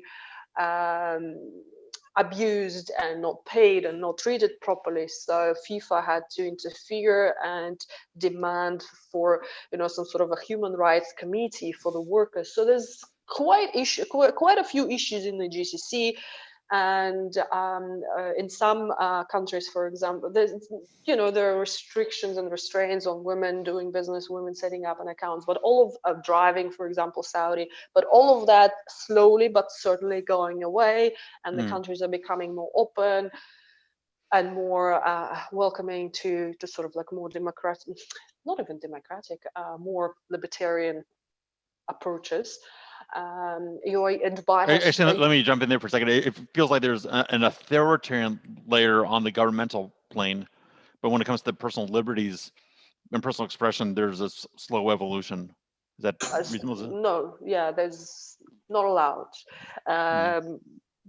With the I mean, things are not allowed, for example, in some countries, and then those people who are speaking up are going away. Of course, none of that is happening in the UAE, not at least to my knowledge.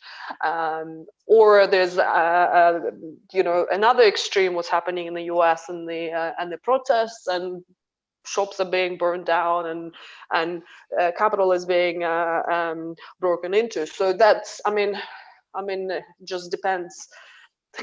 Is there a country with a good sort of good balance of that? I don't know. Yes, you're in it. In Switzerland, yes, that's perfect. For example, you just have a weather issue. No, it's amazing. I'm actually looking outside. It's snowing.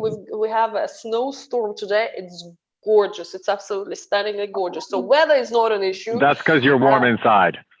I just came back from a 5-kilometer run in the forest under the snow, so it was amazing.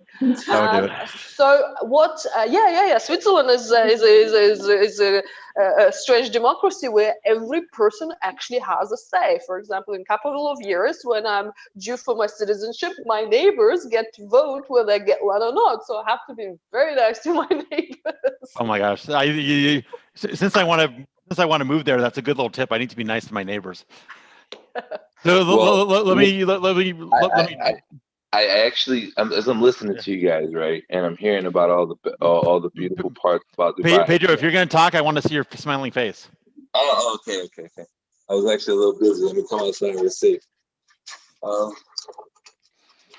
then we're going to Sergey. So I actually said, like, I'm listening to you guys, and I think it's dope, like what you guys got going on in United Arab Emirates. But I got to be honest, I'm a little concerned with the amount of like when he said, like, the contact tracing that was instituted to the cameras and all the amount of technology. I've been to Dubai a couple of years ago. I can't remember. I think it was 18 or 17. I'm not sure. And that's what I thought about while I was there. I was like, this looks like Demolition Man. And I can imagine, like how easily and obviously the leaders of Dubai, and this is also something I was thinking about while you were speaking, Saeed, how you was praising the leaders of Dubai. And, generally speaking, people of your wealth don't really care for, the government, So, at first I was thinking maybe, the brother's got some business with the government, he wants to make them look good. But then everyone else was saying the same thing, and it made me interesting that that's probably why it's not a problem that you have that kind of control with technology and it hasn't gone south. But what happens in 20 years from now when the next, let's just say, I believe the way the leadership runs is through heritage, right? Let's just say the king's, kids or whoever's in line to take the throne, let's just say he's not such a good person and he decides to use all that power and control and go the opposite way with it. What would Dubai look like then?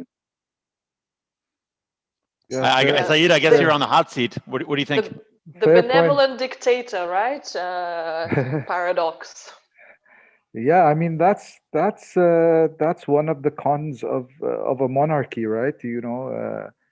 It's if somebody who's takes power is not gonna look after the people of that country, right? So there's always a risk there. But I think the culture and the traditions and the visions of the ruling family in general are built in such a way that it's hopefully going to carry on over the generations. So yeah, it's all about education and raising the next generation in the correct way and maintaining traditions, maintaining your culture and your morals and values, and ensuring that the next generation that takes power has actually got the right fundamentals and grounding and history lessons and been taught the right things, and it passes over from generation to generation. So yes, that could be an issue, but I hope that things in the long-term future are as they are now or even better. And but it's a valid point that you raise. Well, let me throw this out here. And again, I'm a neophyte, but I think in terms of, look, we've seen in the United States, we've seen the deterioration of our institutions recently. So it's hard to know what exactly keeps the ship of state on an even keel over the long term. My thought about the Emirates is because it has a large expatriate population, because it's open in international trade, and because it's in a geopolitically tenuous yet advantageous position, there's a lot of sort of subsurface things pushing it towards moderating any kind of worst instincts, because the economy seems to be so much based on external talent and innovation and trade, just for geopolitical reasons. I mean, it could kind of lock up into itself, like be in North Korea, but then it would basically be letting go of all this wealth. So I think there's some restraints on the negative side. Like I don't think it could fall too far without giving up everything that made it successful. So I think there is an important thing about Dubai that is also about the whole region. Apart from the wealth that actually came from oil, and apart from the people that may be from a royal family, there's people that are not royal family that are extremely successful, either in Dubai, Bahrain, Saudi, Kuwait, or Qatar.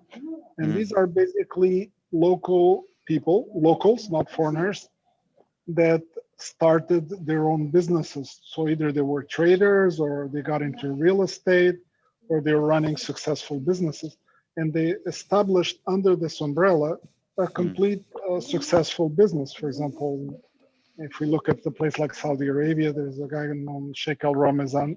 It's nothing to do with royal family. However, he became extremely successful both in technology as well as in gold trading. So in all these countries, there is specific individuals that are also setting the tone for what happens in the country. One comment regarding what happened before about the question. Monarchy by itself is not necessarily a problem because in the case even of what they call democratic countries, you could have a good democracy and a bad one. So one ruler elected did a good thing for the country, the next guy comes after it, destroyed everything. I think we have seen this without naming the specific countries. And what this really does is that means you have to be in the business or in the idea of serving the people. And if the right intention is there, then a good success comes out of it. And the good success comes that it actually makes the ruler even more rich than he was before. So don't get my thing wrong. He actually benefits from the whole thing actually being a success in the end anyway. Well, if you look at the complete population of the UAE, UAE has 8.45 million expats currently, right? And if you look at the size of the sovereign wealth funds that have grown over the last 30 years, is exponential. So there has been a lot of advantages for the local population by having the expat community. And let's not forget, we are in the second generation of leadership in any case, which has done tremendously well from the first, taking forward the same mantle, whether it's Mohammed bin Zayed or it's Sheikh Mohammed. And if you see the grooming of the next generation is in line with that. So, you know, as expats living in Dubai with Indian nationality for the last 50 years, we're not concerned as much as maybe others are on the continuity of the leadership. I was about to add the same, Danish. When we look at the crown princes coming up, we love crown princes even more. They're cool, they're young, they're instituting, you know, more, you know, interesting policies, pushing for technology and for sports. So whether you're an expat living in Dubai, you actually love the crown prince even more. Forget about the fact that he is super handsome. It's just you see that trend. The second generation taking the values and doing more, and I have no doubt that the current crown princess will take all those values and push and do better things for the people. But then, of course, you know, nothing is guaranteed in life, right? So fair enough. Let me shift gears slightly. I want to welcome Sergey onto the show. This is just a brief interjection. Sergey and I are collaborators. He has a great series that's based in CIS, you know, ex-Russian, ex-Soviet space, I should say. I don't even know how to describe it. You just have a very wide group, and we've been collaborating on a bunch of shows, and he was nice enough to join us, and I think he would probably like to have a Dubai show also. So Sergey, I just want to give you a moment to introduce yourself, and if you have a question, throw it out there, but otherwise just say hello, and I want to give you the spotlight for a moment.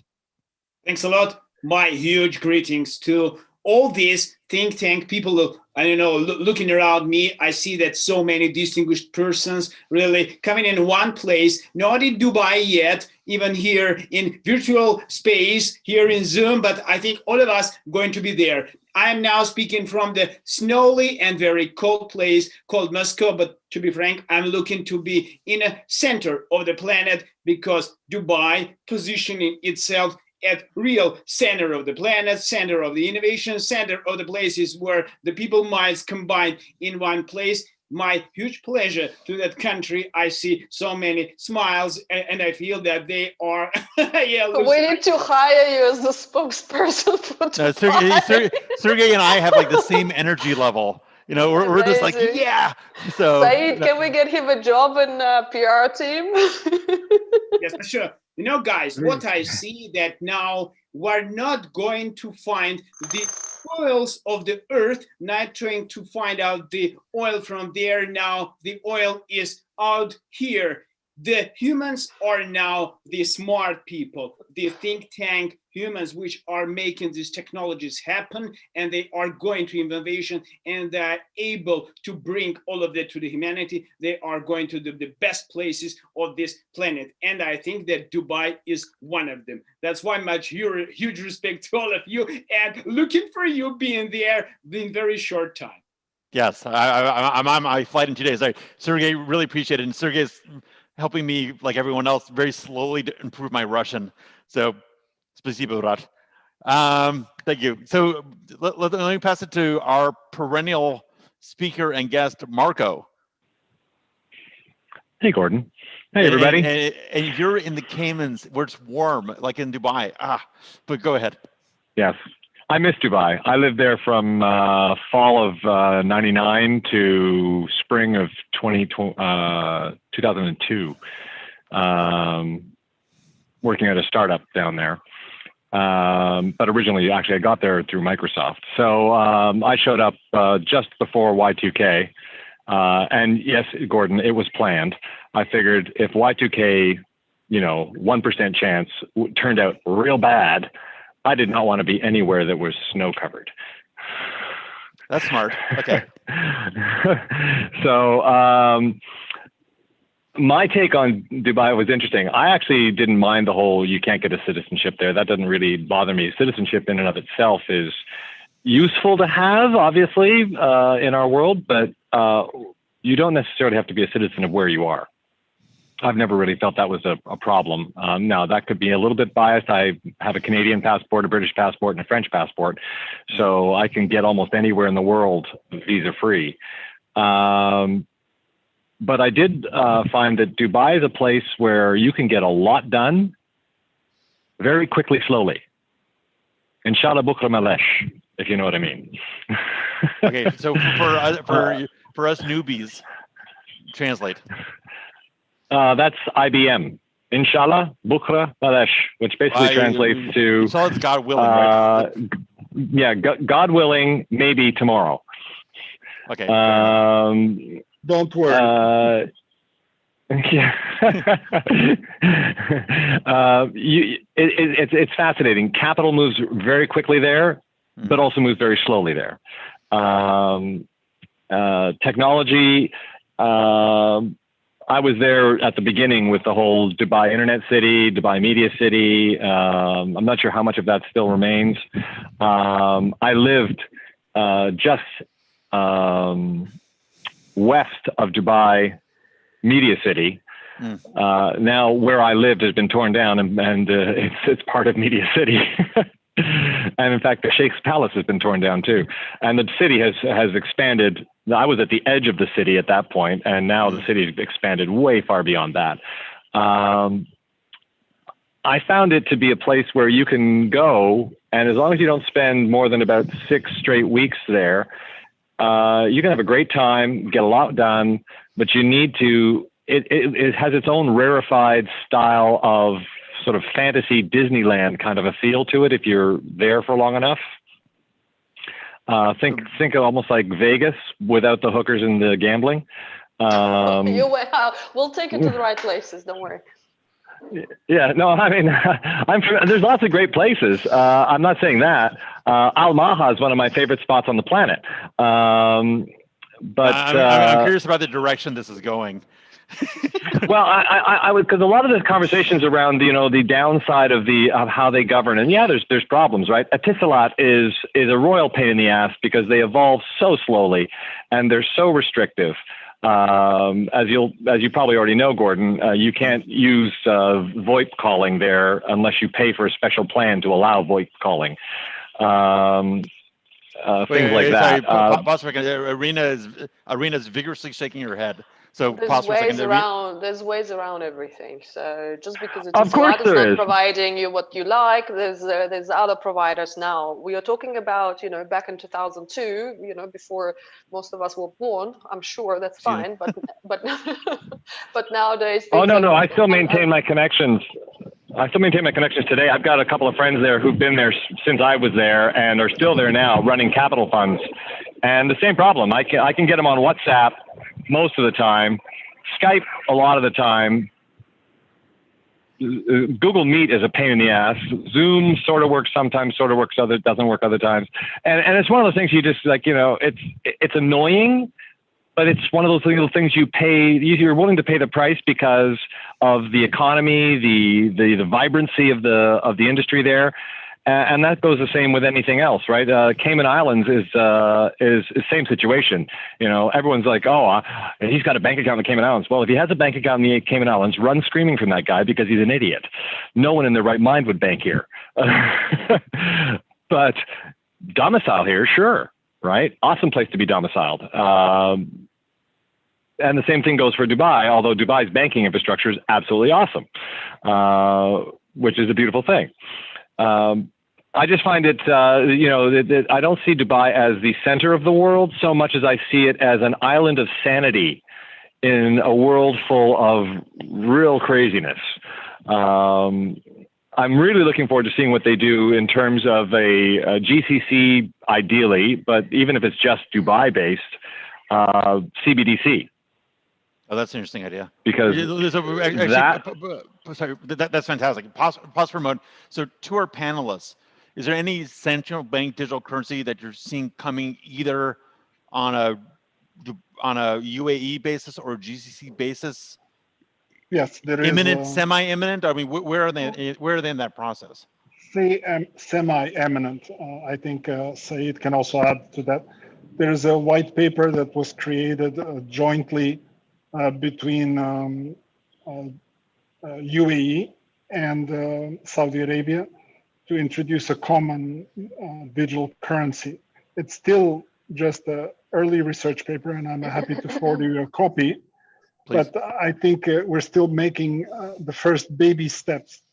You have to understand, Dubai cannot issue a CBDC. First, Dubai is not a country. Dubai is a province in 7 states, it's a state in 7 states. So the digital or any currency is controlled out of Abu Dhabi, which is the federal government, if you want. So Sure. This has to be done at the federal government, not the provincial or the state level government.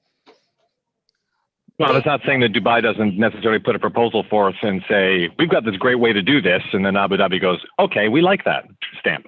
It happens all the time. Actually, there's a big competition between Dubai and Abu Dhabi, even in terms of architecture, in terms of ideas.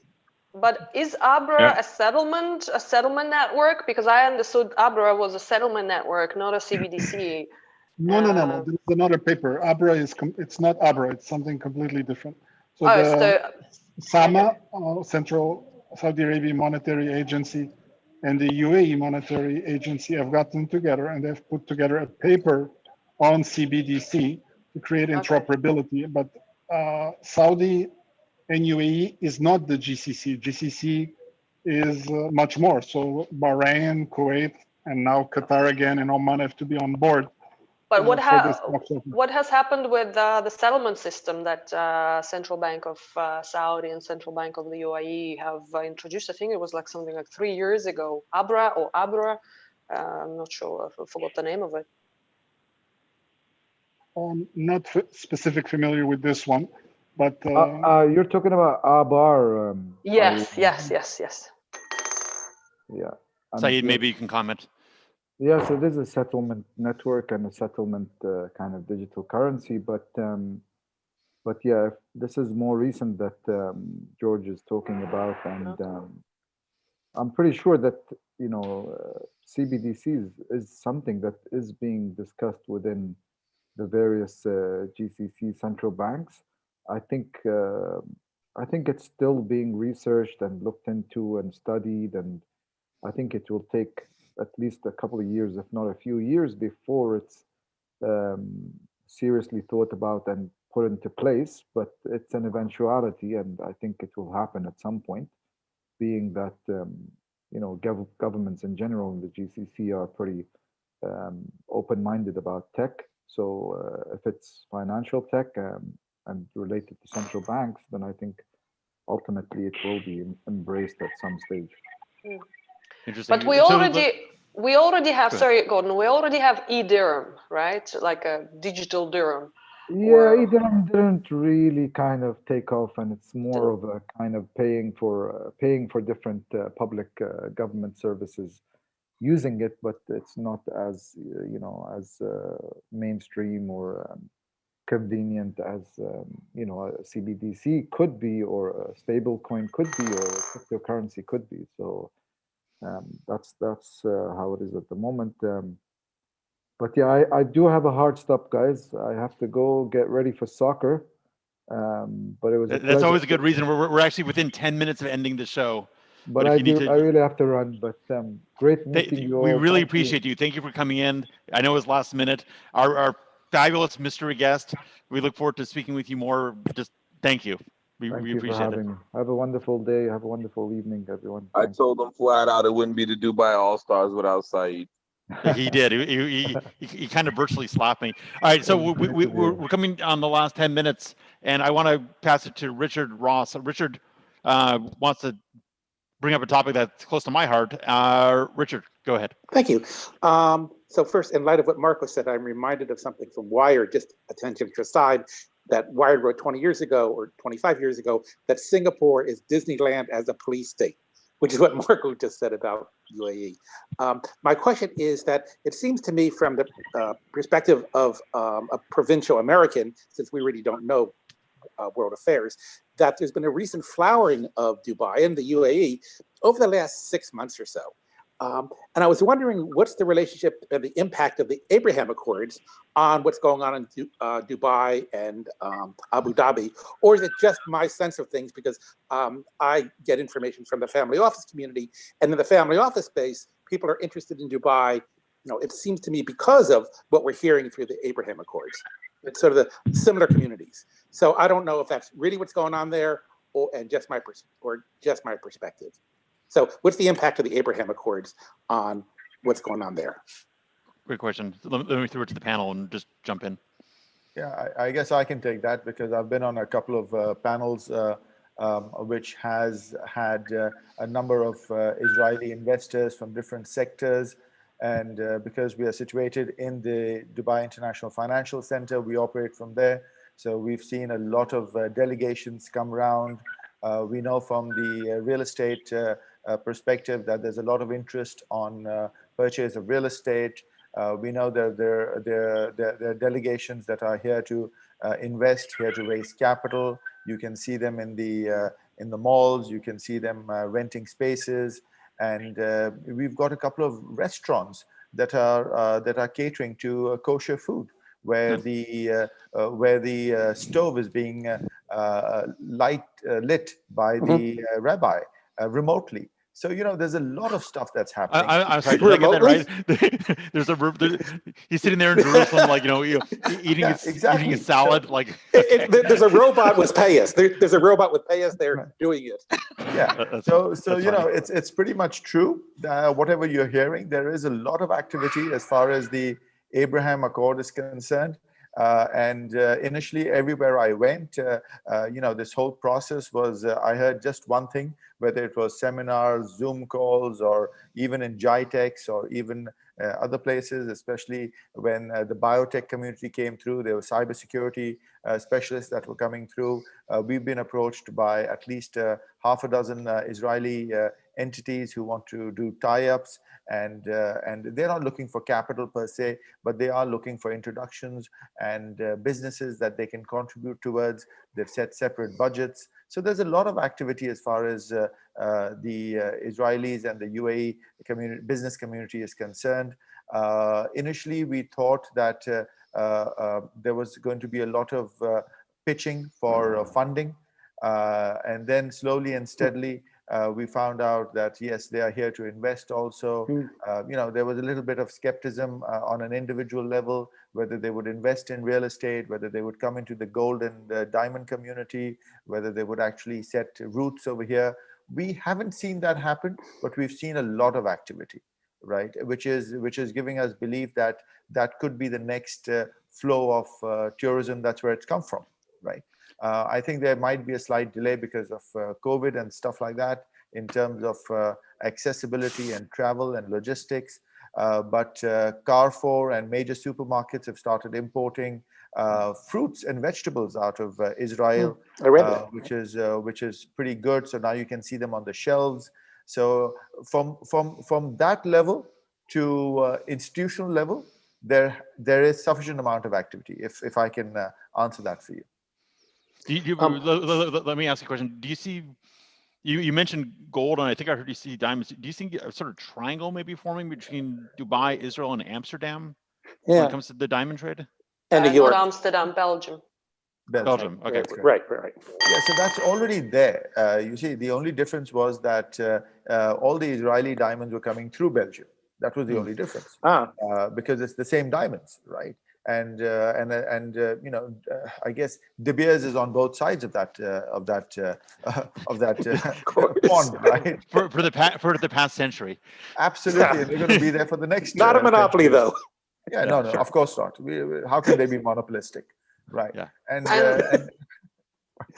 And we know where those diamonds come from, right? And we know because the same diamonds in terms of rough are exported through Surat, which is in India, which is again a big center for rough diamonds and polishing. So we know where these diamonds come from. They have an African connection, not an African connection. But as soon as they get into jewelry, we have a business that we have a self-grown business which is into Masonites, which is made by carbon, silicon carbide rather than nitrogen, right? So we do that business of solitaires and jewelry, and we see exceptional amount of demand in Dubai as far as larger solitaire stones are concerned at a price discount, because there is so much of confusion with the new generation on what size they should wear and what is the authenticity or the source of those diamonds. So yeah, so for the next time I get married, this is a good tip. Get the fake diamond. like I said, for the next time I get married. Now that I'm learning my lesson. Okay. We're all crying into our coffee cups for you. I know. Well, whatever. Okay, Irina and George, just to kind of your thoughts. We're gonna have to wrap up super soon, but I want to get your final thoughts on Abraham Accords and whether you're seeing any material impact, or whether it's in the future, or just your sense of it. Peace is good either way. However you slice it, peace and peaceful business relationship and business deals is good for everyone. It's good for every side, good for people, good for governments, just good for everyone. I'm all for peace and love and understanding, and we have us as individuals, we have nothing to fight about. You know, the governments keep squirreling, but interestingly, Israel and Israeli companies and Israeli technologies have been in the UAE from get-go, or cybersecurity for oil and gas and for the maritime sector. Who was that? Which companies did provide that? Israelis. Yes, they set up an office in London and they've done it out of there, but the technology, you know, the little scooters you see driving all over Dubai, the person who invented that was an you know, that certain sort of like a battery thing, was an Israeli inventor, and the patent is issued there. So yes, of course, they had to set up an office elsewhere and to bring it, you know, through other routes. The vegetables that we used to buy or that we're buying that are labeled from Jordan or labeled from Holland, they're actually Israeli-grown vegetables that got shipped to Jordan and then reshipped to Dubai. So a lot of business was going on. Lots of you know, undercover had to be done. Now we don't have to do that. People don't have to, you know, hide or pretend. Which is a good thing. You know, there's a big Jewish community in Dubai. Lots of people had to pretend to have broken noses instead of their normal noses. You know, so now they can openly be Jewish. You know, just look at that. Yeah, I had my nose broken 3 times, right? So now you don't have to do that, and you can be openly yourself. Which is, either way you slice it, it's a great thing. It's a great, fantastic. Peace is a good thing. Will Israelis come and buy properties in Dubai? I really believe so. Have you seen the property prices in Israel? It's ridiculous. Weather is better. People are much more fun. Food is pretty much the same. I mean, why wouldn't you live in Dubai, right? It's a much. I've been to Israel. I've been to Dubai, and Dubai, they're nicer. To be honest. Yeah, we are much nicer for sure. Of course. So sorry, just because we're crunching down on like the last couple of minutes. Sorry, I want to let the mayor of Dubai, you know, give us the final there's a few things insights. that I wanted to add. I mean, of course, many Israelis have been coming to Dubai for the last few years. Many of them have got dual citizenship or others, so this is nothing. Just now they can officially come with maybe their national passport rather than a second citizenship passport. One thing you should actually be aware, since there's a few people also here from Bahrain, there is actually Bahraini Jewish people, like locally. And there's actually a Jewish cemetery in Bahrain. So there's about 20, 30 Bahrainis that are national Bahrainis, but they're of Jewish origin and they practice the Jewish religion. So it is good to have peace. And I do believe that there's a lot of cooperation in the works in the area, for example, of blockchain. If you got signed, if you happen to be during GITEX, you saw a lot of activity where there was booths for these various countries, so which integrated a lot. So I would see a lot of cooperation in the future. especially in specific sectors. I do believe in IT and definitely cybersecurity, since Israeli is quite a leader in this area, and I've been involved in cybersecurity for over 20 plus years. So being able to have a more open border policy, it's actually going to be good for both countries or both regions as well, and to have a more harmonized overall region as well. Beautiful.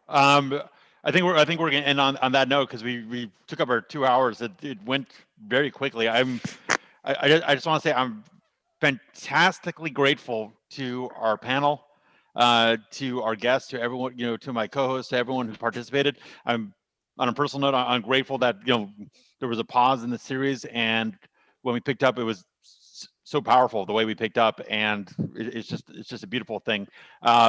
Sander, like I like to say, do you want to land the plane, and then we'll release everyone for their coffee or dinners or beverages? Sure. I think you're absolutely right, Gordon. I think this is the kickoff of a very positive year, because it all starts with us, with our mindset. And I think the energy was really good. The time flew by. We had a lot of attendance, not only in the Zoom, but also on the YouTube channel where we were live streaming. So on behalf of the both of us, really great. Thanks for joining, everybody. Please follow us on the YouTube, on the Telegram, on the LinkedIn, on all the channels, and spread the word, because our goal is to spread information and knowledge and opportunities with the community, where we all would like to contribute and help each other. But for today, thank you to all the guest speakers, the panelists, the alumni speakers, a lot of familiar faces coming back. And next week, Gordon, you're in Dubai, so we're going to continue our Crypto Wednesdays. So please. And we're going to be doing many shows from Dubai. Yeah, and again, just to call out, I want to say, Pedro, thanks for nudging Saeed. That was a very last minute combination. I think we swarmed him. So you're my guy. Sergey, Irina, and Xavier, you popped on, Marco. I mean, I see all these familiar faces. Alexis Yellow was on. It's just awesome. I like Alexis. to see your face too, brother. I'm glad you're feeling better, bro. Oh, I told you. yeah. Palsy goes and comes, bro. I had Pedro knew about all my personal drama and all the health stuff, but everything's good now, so I'm appreciative. All right, Gordon, let's not forget, you've got to do a Caribbean tour soon. Hell yeah, I'm staying at your place. Okay, everyone, peace, love, see you in the Middle East. Talk to you soon. Thank you so much. You make it a great day, Will. Ciao, guys. Yes.